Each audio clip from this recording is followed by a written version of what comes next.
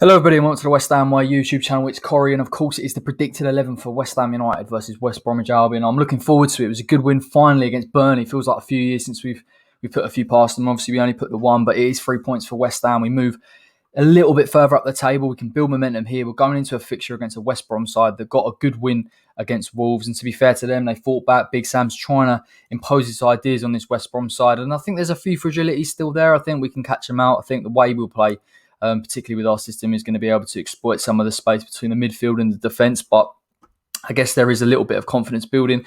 A few shrewd acquisitions from Big Sam, including Robert Snodgrass, are going to start paving the way for his plans and try and put West Ham under a bit of pressure. So let's get into things. Let's start with the West Bromwich Albion predicted 11. Starting with this man, David Button in goal. He'll come in for Sam Johnson, and obviously Sam Johnson's currently suffering from COVID. I mean, that is, for us, a boost. And I wouldn't wish COVID on anyone, of course I wouldn't. But I think Sam Johnson's been West Brom's best player this season. He's been absolutely fantastic. Shot stopping, kept them in games at times. Good distribution as well. He's a leader at the back. I think they've relied on him in probably too many games. And obviously under Slav, they haven't been able to get the results or the goals. So I think keeping them in the game at times, particularly with someone like Johnston, you look at the games, particularly against Manchester City when it was 1-1, he was a massive part of things. David Button comes in, joined the club in 2018. I believe it was his first start. Premier League start against Wolves. He looked okay. I think that time that it takes for a goalkeeper and the defence to get acquainted with one another, particularly in the Sam Allardyce side that's trying to develop those relationships defensively, is something that West Ham could look to exploit. And I will get onto this in the tactical breakdown, but I do think if West Ham can get them beyond this defence, put crosses in and take advantage of that lack of organisation, an uncharacteristic lack of organisation for us Big Sam team, I think West Ham can possibly notch a few goals in this game. So it will be interesting. I expect us to put him under pressure. I expect us to use set pieces in order to make it uncomfortable for the man coming in for his second game in the Premier League. And fingers crossed we put one past him, obviously. Right back will be Dara O'Shea. Obviously, we've had Darren on the channel before talking about the Republic of Ireland, and he played there. I think O'Shea's been quite a versatile player. I believe he's played centre-back, now he's played right-back. You know, Big Sam's kind of flitted between both Peltier and O'Shea. And obviously he played on Saturday, and I think knowing Big Sam, the way that obviously a lot of West Ham fans do, he'll look to keep the same side, a side that he trusts in. O'Shea, he's versatile. I'm not convinced he's the quickest player. He's not like Peltier that will get forward. He's not like Kieran Gibbs on that left-hand side that will look to try and get him beyond when they've got the chance. And I think the way that Big Sam's asking his fullbacks to try and go and attack the wingers or the left-hand side of the attacking midfield means that they'll go out to press him.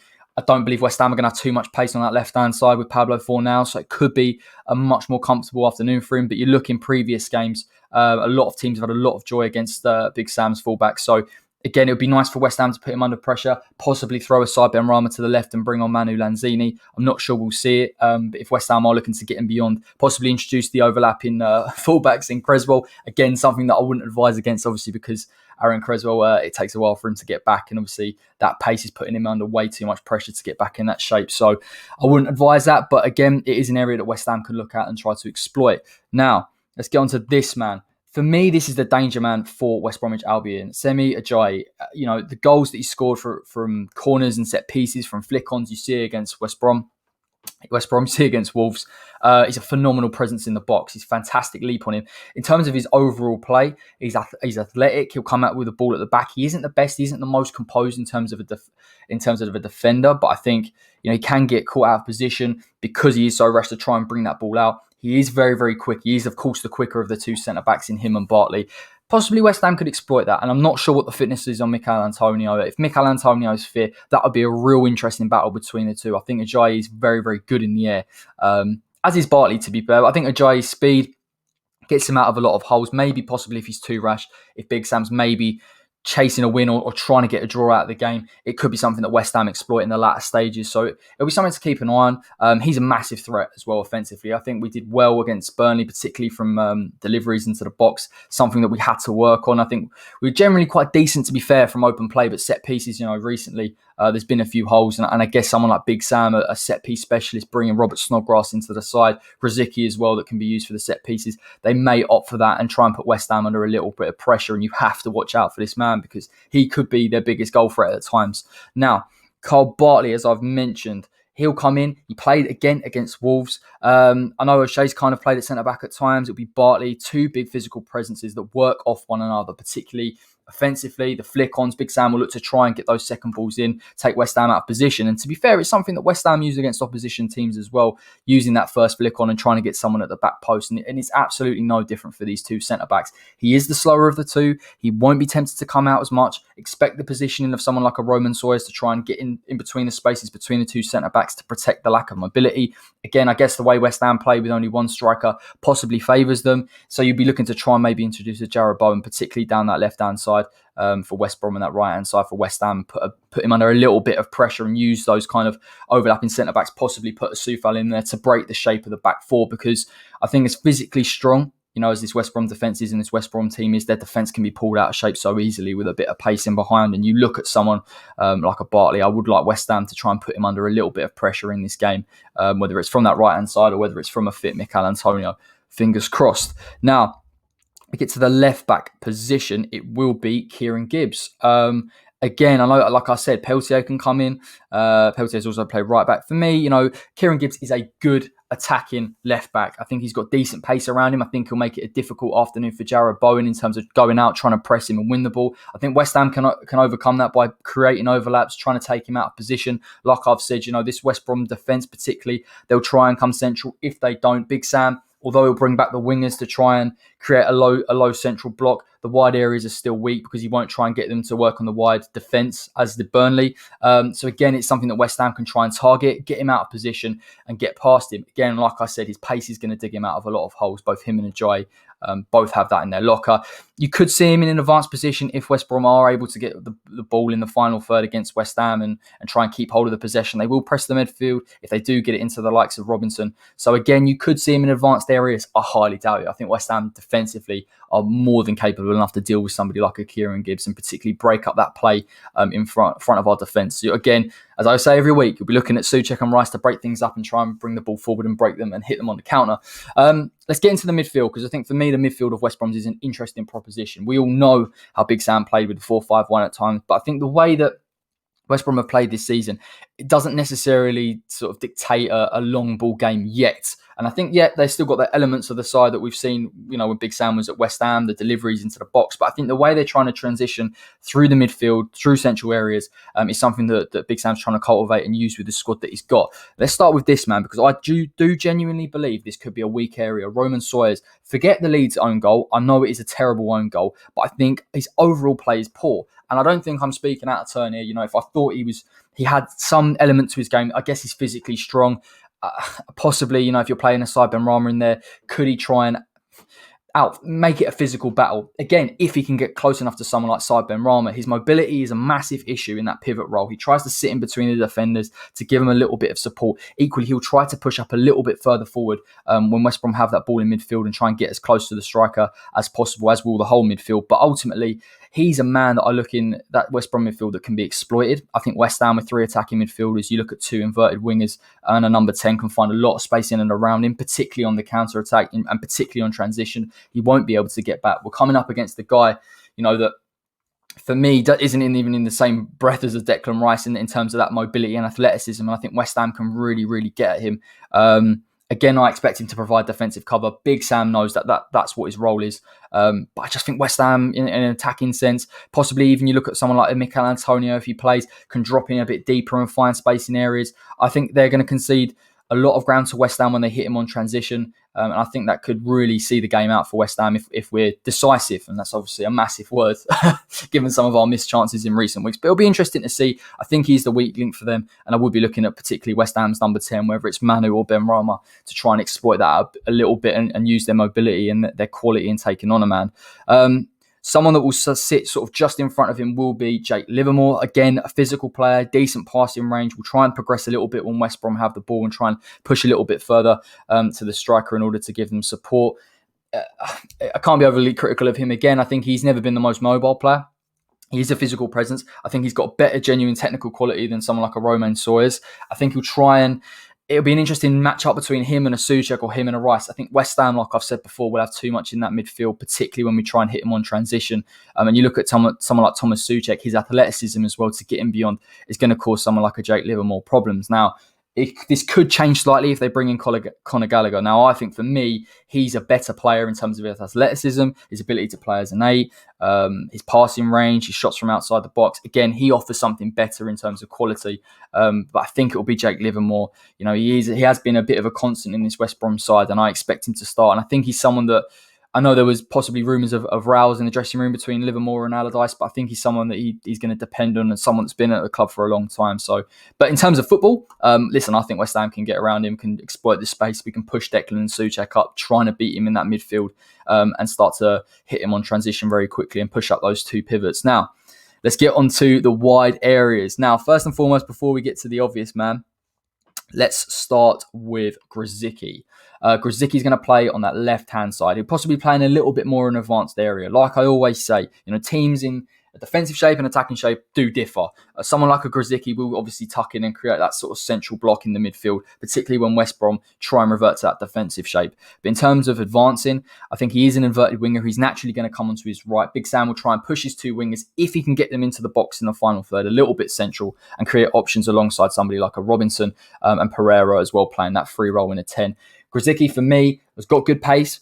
I think the way he plays in terms of an inverted winger is going to suit West Ham defensively. I can't see, despite the fact that Big Sam will try and push his midfield into West Ham, Declan Rice and Souček having too many issues to deal with here. I think there is a genuine lack of athleticism through the middle in terms of the midfield itself. Grzycki, again, if he's coming central, it makes it easier for West Ham to defend against. You also look at that right-hand side with someone like Soufal. Time in and time out, Soufal has shown his ability to beat a man one-on-one, and he's had trickier opponents down that left than Grzycki. But you can't write him off. I think he does have good delivery. He has got dribbling ability as well. And again, at the back post, if West Brom can get into that final third and get him beyond the West Ham defence, he will be at that back post and try and get something in. So don't write him off by any stretch of the imagination.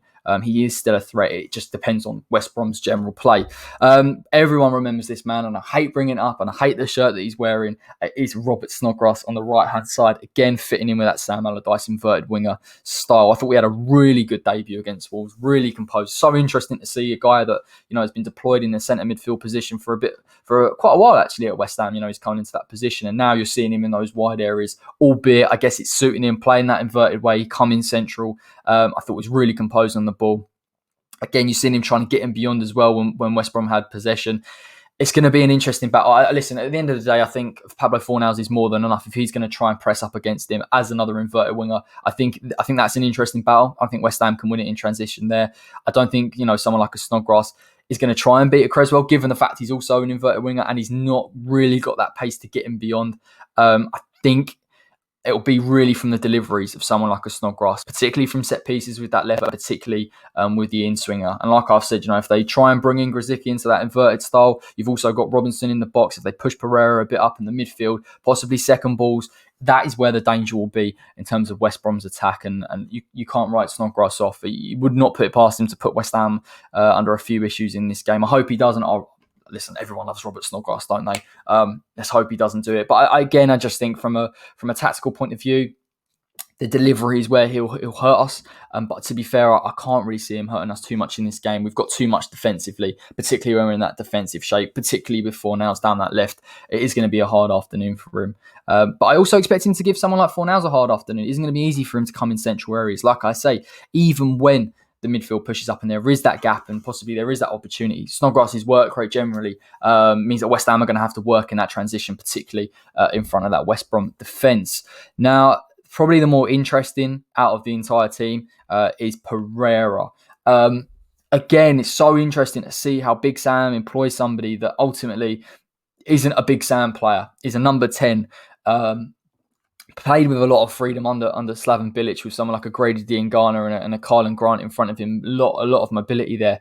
I think Big Sam's been very astute in the way that he's using him, particularly against Wolves, using him in a 10 role, not giving him the striker responsibility in terms of pressing, although I think he does have that, or he's adding that to his game. But I think that free role, we can pick up ball, try and drag West Ham out of position, try and create something, come central. Again, possibly that link between the two centre midfielders and the number 10 and trying to get it into somebody like a Callum Robinson. Very good at free kicks, as we've seen. Fantastic left foot, good ability to get past the man. Very, very technically sound.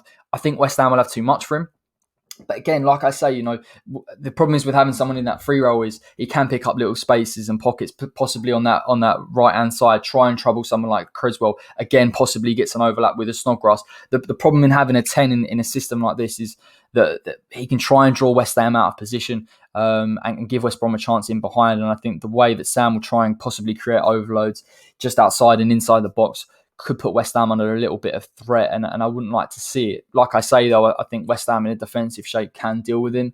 It's just about picking him up. West Ham aren't going to play a Leeds and man mark him and try and drag him out and get him and win the ball in possession. I think ultimately we're going to leave him in that free role, but I just think defensively we're too solid. The only concern would be possibly if you push the left back up in Creswell, we try and create an overlap, we get hit on the counter. Pereira will have that freedom to get forward and try and attack in transition, but despite being a technically superb player, I'm not convinced he has that pace. It will, of course, rely, therefore, on this man, who, again, I was really impressed with against the Wolves. I think he's pressing as a striker.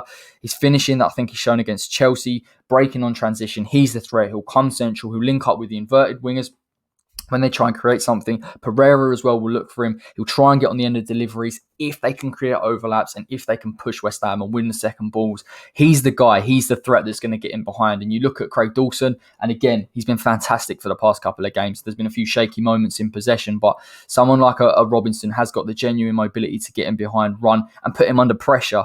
So again, I'd like to see in terms of Craig Dawson, listen, just play it out the back, mate. Don't try and dilly on the ball and pass it around. Just get it forward. And I think he's shown that against Burnley, and I've got no doubt he's going to show it against West Brom. But for me, Robinson is that 9 in this system, can run behind and hit on transition, will be a threat, particularly on the counter.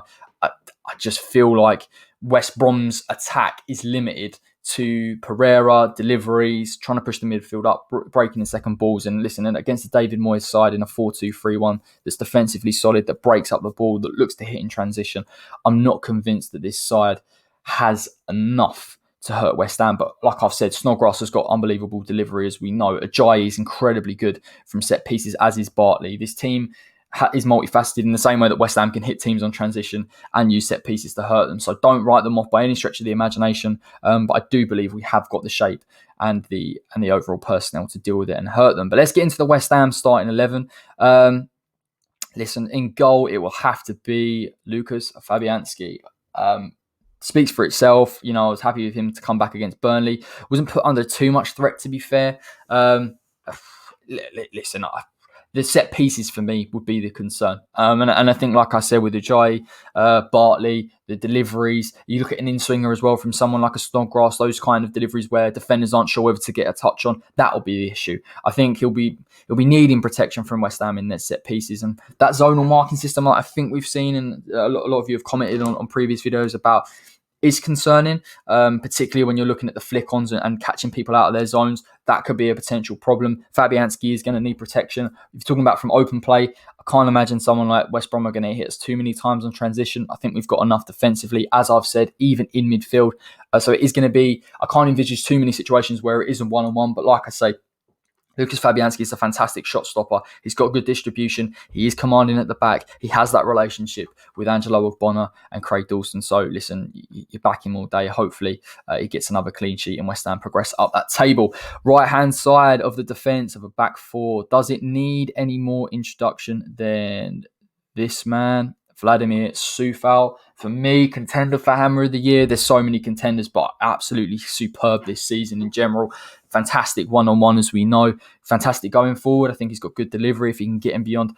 This type of game, I think, suits him. Like I said, inverted wingers suit West Ham massively defensively. I think it gives an option for West Ham to try and progress the fullbacks a little bit more. I'm more comfortable with Coufal getting forward in terms of his delivery. I think against Crystal Palace, we saw some quality deliveries, but not enough numbers in the box. You'd be looking at particularly West Brom in transition. If we can break apart that back four, push Coufal a bit higher and allow Bowen to come in and create that width, I think it causes issues for someone like a Kieran Gibbs. And like I've said, Kieran Gibbs, and particularly with both West Brom fullbacks, will look to try and push West Ham in the wide areas, and it does of course mean that there can be overloads in those areas. West Ham can get in behind, and West Brom, particularly in the past couple of weeks, have shown a little bit of vulnerability in getting back in their shape. So Soufal could be absolutely crucial in terms of deliveries and trying to break down a resolute West Brom side at times. If you allow them to get back in that structure, will sit with a central low block. I mean, it will be tough to break them down through the middle, but like I say, wide areas they'll concede. I think their issue as well in midfield, particularly with somebody like a Leeds, was the number of bodies and the movement that they couldn't contend with and beating them on transition. I will of course get to that, but wide areas I think are also a real strength for West Ham, and I would like to see Soufal becoming a little bit more involved in the attacking sense in this game. Not to say that he hasn't tried that, by the way, in recent games, but they have, the nature of the games mean, of course, he's had to sit in that defensive shape and be a bit more conservative. Right hand side will be Craig Dawson. He was fantastic against Burnley. I said, look, it was the type of game that he could come in and really perform against. I thought he was fantastic against Wood. You know, we talk about nullifying somebody like Wood in the flick-ons, particularly in the box. I thought from deliveries, he was absolutely superb. Again, this game is another test from deliveries. You look at the possibly as well the crosses from someone like a Snodgrass. Again, like I say, if they can get Gibbs forward in the final third, the different types of deliveries, try and invert someone like a Snodgrass possibly on that right-hand side. Dawson's going to have to be massively switched on in this game. One thing I will say about both West Ham's defenders in recent weeks, particularly in the back four, they are very good acknowledging when to press and when to sit. And I think that kind of adaptation over recent weeks has meant West Ham aren't taken out of position as much as we were, again, possibly sometimes against Southampton the first 20 minutes. I think we are improving massively. I think it suits him. The only issue I have is someone like Callum Robinson. He has got that mobility, trying to get in behind. What will suit West Ham is if they try and play through central areas, like I feel like they will. Again, you back the positional sense in terms of Dawson and Ogbonna, the patience that Ogbonna shows. And I think him alongside Dawson, they're developing that relationship. And I think they're really well suited physically. So I expect Dawson to have a good game. Again, he's always a threat from set pieces. If West Ham need to try and nick something, I think they have shown that vulnerability from deliveries. And even set pieces to a degree defensively. So I would like to get Dawson forward and possibly make one of those lovely little runs that he made against Stockport. Angelo Ogbonna, again, speaks for itself every single week. It's been fantastic this season. I'm sure it'll be fantastic again. I thought it was brilliant against Burnley. The same reasons. And possibly the only one, maybe in transition, is a Pereira. And I think Ogbonna has enough in terms of patience, positioning, one-to-one defending. And I think even in positions where he's been beaten for pace, his actual gamesmanship, his understanding of the game, ability to push the player away into wide areas will suit him. So I think we're comfortable in that sense. I think he's got enough protection anyway in terms of the defensive midfielders in Rice and Souček. But ultimately, I think physically he's good. The problem is Ajayi. Again, like I've said, the movement of the two centre-backs, they're going to have to be massively switched on Dawson and Ogbonna in this game aerially. And I think that's where it suits them. That's where they're good. That's where they've shown their strengths. So fingers crossed they just keep their concentration for this game, keep patient. And I feel like West Ham can weather that storm at times if Big Sam gets the favoured set pieces that he'll desire. Now, let's get on to this guy. Aaron Creswell, needless to say, starts at left back. Yeah, you know, it's an interesting one, isn't it, Creswell? I think the pace, I think he suits playing a left-sided centre-back, if I'm honest. I think because he has that, he has that solidity in the fact that he's got a pivot in front of him. He's also got Martha Mazuaku in terms of providing that width, allowing him to make those kind of inverted runs. But as a left-back, I think he's had to change. I think he's had to become more conservative.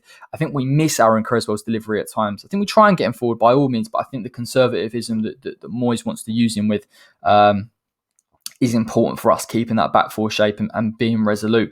Again, like I say though, I don't feel like West Brom are going to hurt us too much down that right hand side. I don't think they're going to progress O'Shea as much as we think. I think if they try and win that ball in the middle of the park, they'll look to create wide areas in Gibbs and O'Shea, and possibly he has something to contend with. But like I've said, if you've got an inverted winger that's always going to come central, it benefits Aaron Creswell. To be fair, he likes playing in those central positions. Now, he's obviously got acclimatised to playing in the back three. Now he's in that back four. I think it suits him, to be fair. And I want to see him in advanced areas in this game. And I don't believe West Brom can hurt us as much on transition, even as Burnley to an extent, because they can bypass the midfield. They try and play through.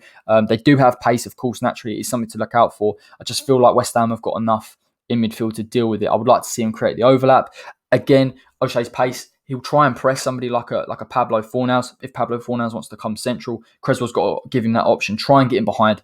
And I think Creswell's deliveries in the final third, again, like Soufal's, could be crucial in this game, could make the difference. But we are going to need numbers in those box, late runners, and try and really take advantage of that lack of organisational shape. That's uncharacteristic from a Big Sam side, but I think they are in transition as a team. So again, let's get Aaron Creswell forward. There is the risk. It is the game for me to play him in that overlap. I could be wrong, but I just feel like we've got more than enough. And Pablo Fornals' work rate as well down that left-hand side suits him massively if he needs support. Midfield speaks for itself every week, as does much this team, but let's get into it. Declan Rice, right side of that defensive midfield position. I think it's going to be such an interesting battle, and I think it'll be a battle in terms of Jake Livermore and Romain Sawyers that will showcase West Ham's athleticism in those pivot roles. In fact, the Declan and Souček at times can play as number 8s. I know they have developed a relationship in this 4-2-3-1 where one will sit and one will go, and it suits Souček, and Declan's better as a pivot. But I think we can break on West Brom quite easily in this game. I think their mobility. You look at Romain Sawyers, I think technically it isn't really thinking quick enough. The passing isn't good enough. I think West Ham can latch onto that. I think the pressure that Declan and Souček in this game could put under those two centre midfielders for West Brom could cause them issues. But like I did say earlier, you have to look out for the threat of Pereira, particularly centrally. Snodgrass, Krasicki coming centrally, trying to link up play and trying to find a pass in behind.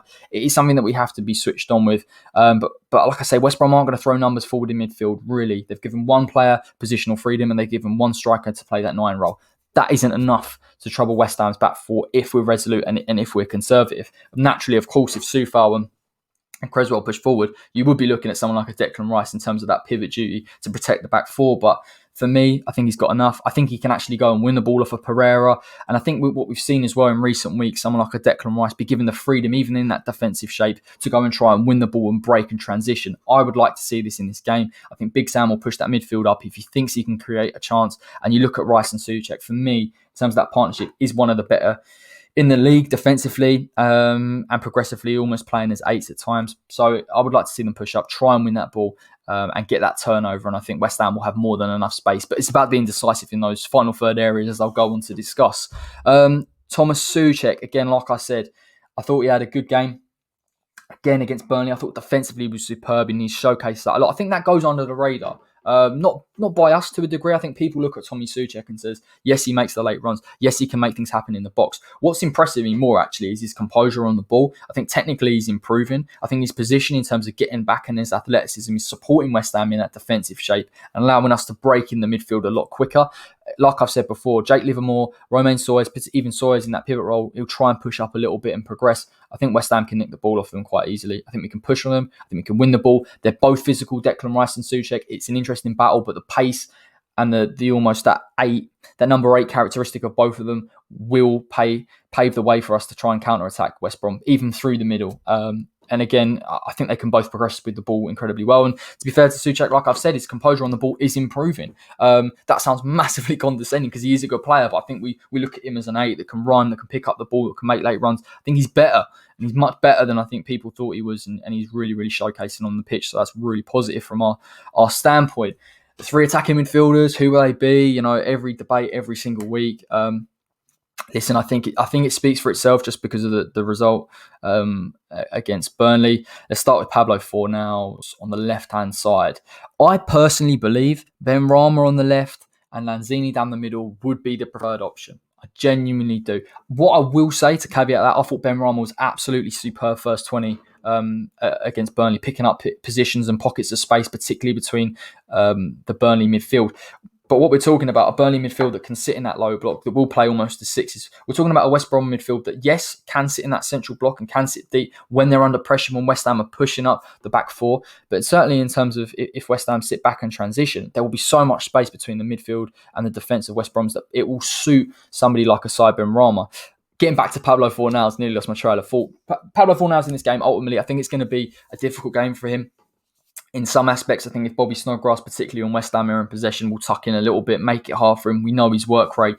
And again, I guess it suits him to a degree, even allowing him to sort of defend on his left foot against Pablo. I think Pablo, like I said, if West Brom push their midfield up, will find space. I back him in the final ball. I don't think this is the type of game for him necessarily. I think defensively he won't be called on as much for me personally, unless West Brom win those second balls in midfield and West Ham press really too high.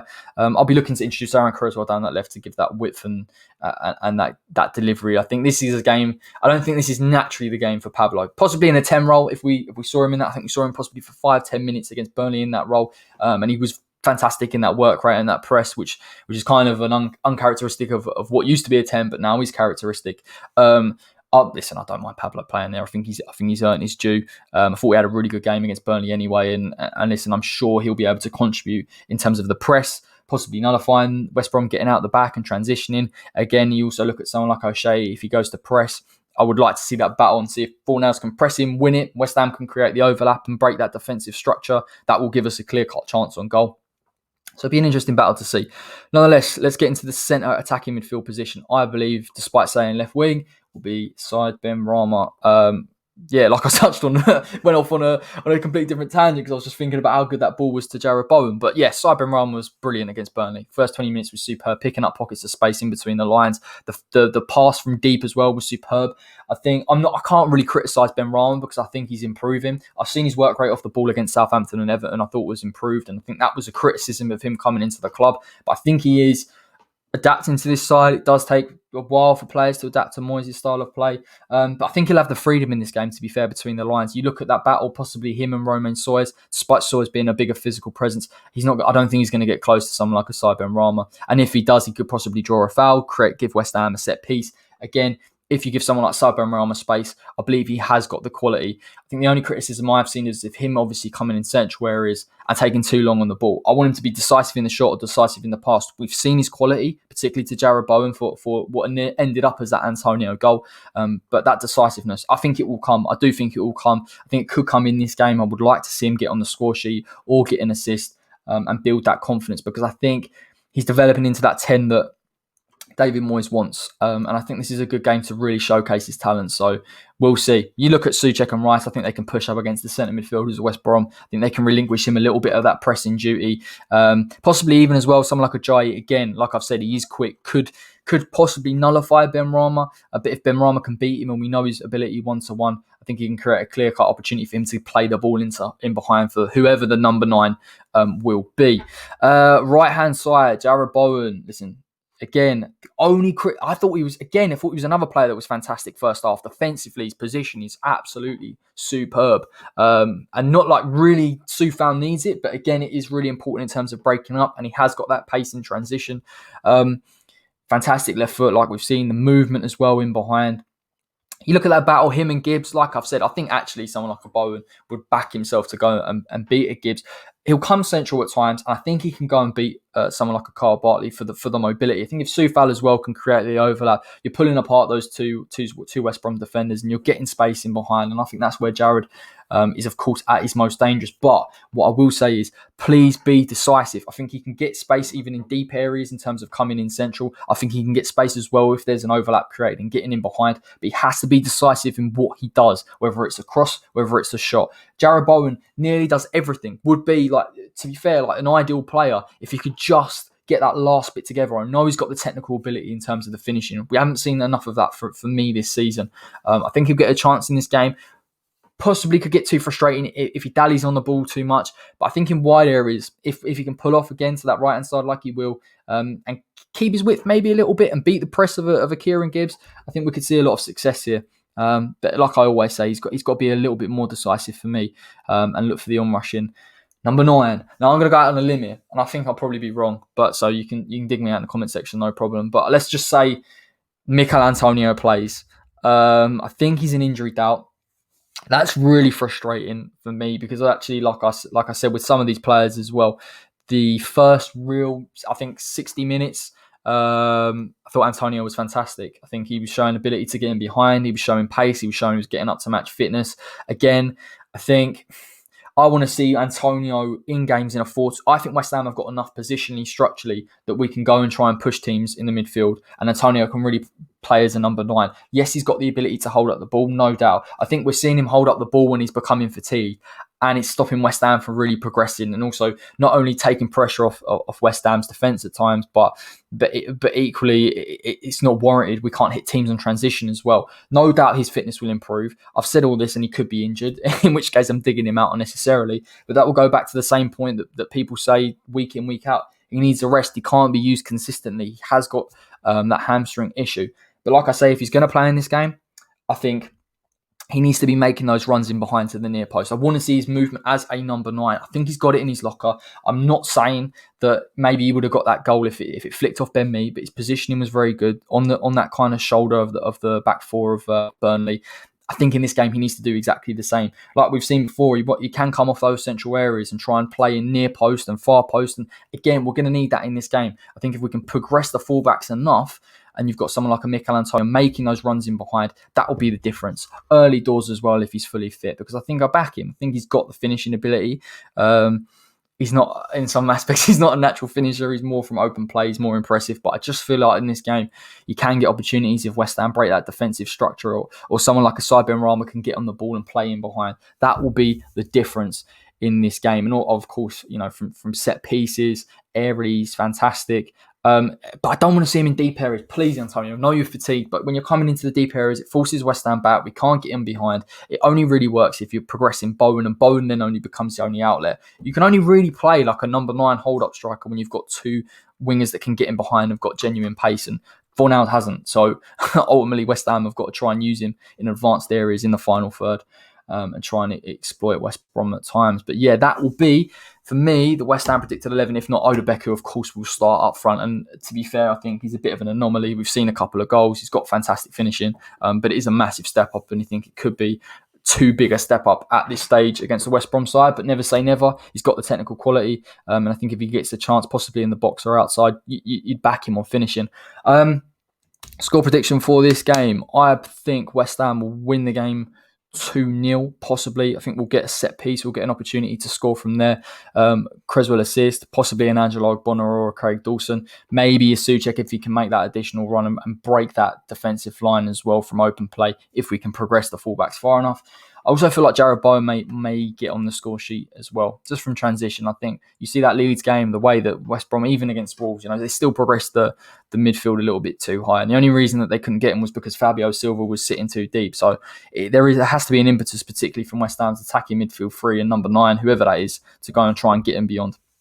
And for West Ham to break up that play in transition and try and progress forward. So I think West Ham will win 2-0. I can't imagine West Brom getting a goal here. I think we'll be too good. I think we've got a number. I think we've improved massively defensively in this season in general. So I'm feeling confident. It'll probably come back to bite me. Snodgrass will probably score and Big Sam will win. But nonetheless, I'm going to go with it. Thank you so much for watching. If you've got this far, make sure you like the video as ever. Subscribe to the West Ham Way YouTube channel. I'll release a tactical breakdown tomorrow, and a watch along is at 5:30. Lineup, build up, and live match commentary, of course, with all of the usuals. And until next time, take care.